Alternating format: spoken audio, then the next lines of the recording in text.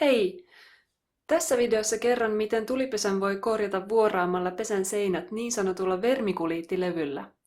Videossa esiintyy opettajani Timo Nylander ja hän näyttää vaihe vaiheelta, miten levyt muotoillaan ja asetetaan paikoilleen. Työ aloitetaan mittaamalla pesän seinät. Timo tekee vanhasta pahvilaatikosta mallipalan takaseinästä. Tavoitteena on saada aikaan kehikko, jonka takaseinä lukittuu paikoilleen viistoon sahattujen sivuseinien ansiosta. Sivuseinät kiinnitetään nauloilla tiiliseinän saumoihin. Lopuksi uudet seinät ankkuroidaan paikoilleen pohjavalulla, joka puolestaan myös suojaa tulipesän pohjaa. Levystä sahataan 3 palaa mittojen mukaan ja mallipalaa apuna käyttäen.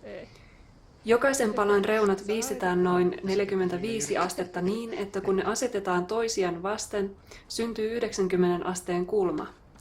Työ sujuu helpoiten sirkkelisahalla, jonka terää voi säätää 45 asteen kulmaan, mutta tässä tapauksessa käytössämme oli vain käsisaha. Sivuseinien edestäpäin näkyvät reunat viistetään myös lähinnä esteettisistä syistä. Vermikuliitti kestää tulta, mutta ei kolhimista. Siitä lohkeaa helposti pieniä palasia ja sitä on hieman hankala kuljettaa niin, että se säilyy täysin ehjänä kulmista.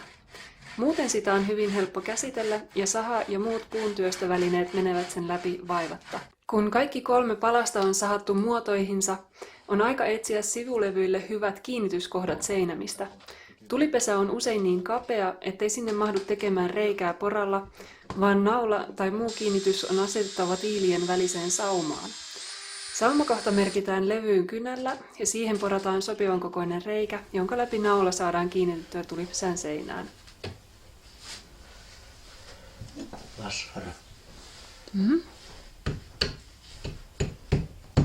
Nyt on varovainen, ettei se murru se levy. Joo. Se menee poikki helposti. Ei lyö siihen levyyn.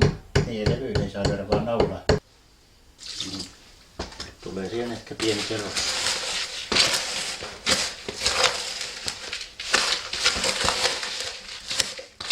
Tänään nyt laitat käsikirjoituksen. Tämä pitää ottaa sitä paksua puuroihin. Kun seinät ovat paikoillaan, sekoitetaan tulenkestävä valumassa pohjaa varten. Jauheeseen sekoitetaan sopiva määrä vettä niin, että massa on koostumukseltaan puuromaista. Tulipesän pohja kannattaa tässä vaiheessa kastella hyvin, jotta huokoiset tiilet eivät ime itsensä liikaa massan vettä. Kun pohja on kasteltu, massa levitetään 2-3 senttimetrin paksuiseksi kerrokseksi pohjalle ja tasoitetaan siististi. Ja kun siellä on sitä pölyä niin paljon. Joo. Nyt laitetaan sitten. Onko nyt kamera käynnissä? On. Noin.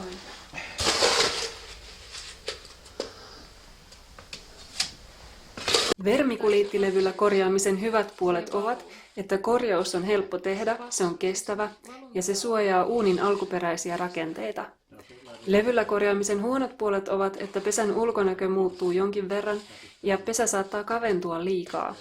Pienempien tulipesien kohdalla vermikuliittilevyillä korjaaminen ei ehkä ole paras vaihtoehto. Videon uuni on melkein liian pieni, mutta on myös hyvä muistaa, että näin pienessä kaakeliuunissa ei saisi polttaa liikaa puita kerrallaan muutenkaan, sillä se ylikuumenee herkästi. Nyt korjaustyö on valmis. Muutos saattaa näyttää radikaalilta, mutta kannattaa muistaa, että levyn vaalea väri tummenee käytön myötä.